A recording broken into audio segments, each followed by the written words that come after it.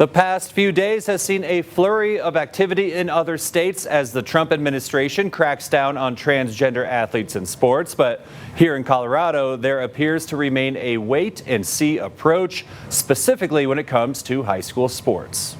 With this executive order, the war on women's sports is over. President Trump signing his ban on transgender athletes in women's sports on February 5th. In recent days, his administration targeting several states and institutions demanding they comply or lose federal funding. At the end of the day, this is not about fairness. This is about discrimination. In Colorado, the future for transgender athletes remains unclear, especially in the high school level. Colorado provides some of the most robust state protections for transgender people in the U.S. Trans kids are more susceptible to depression and anxiety, suicidal ideation, and it's not because they're trans, it's because they're excluded from things that their peers are allowed to participate in. Setting up a showdown between state law and federal executive orders. Obviously, this is causing problems in Colorado and elsewhere where you have state laws that contravene the federal laws, but the federal laws can and should triumph on this, and we will protect the women's sport category. The current bylaws for KOAA, the Colorado High School Activities Association, allow transgender athletes with the decisions left up to each school. KOAA has not responded to multiple requests for comment on how it might comply with the president's orders. So I placed a Colorado Open Records Act request, or KOAA, with several school districts asking for emails sent to or received by KOAA. I sent this to District 20,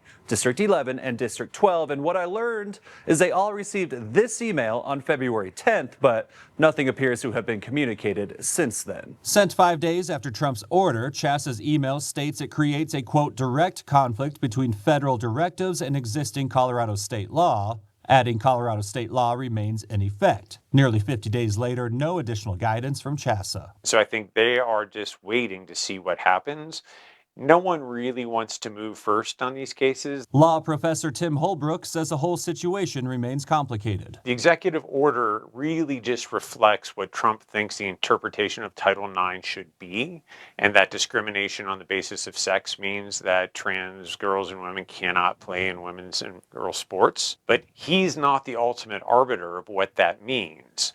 It has to go to the courts. Saying KOAA is likely waiting until legal challenges play out. But with the Trump administration now actually launching investigations and potentially pulling federal funding, regardless of whether or not the ban is ultimately upheld, Holbrook says that scare tactic itself might be enough. Even if the courts say, well, that's not legal, it's hard for a school to survive that gap in funding. So I would imagine you will see some beginning to implement the ban just because that risk is too great.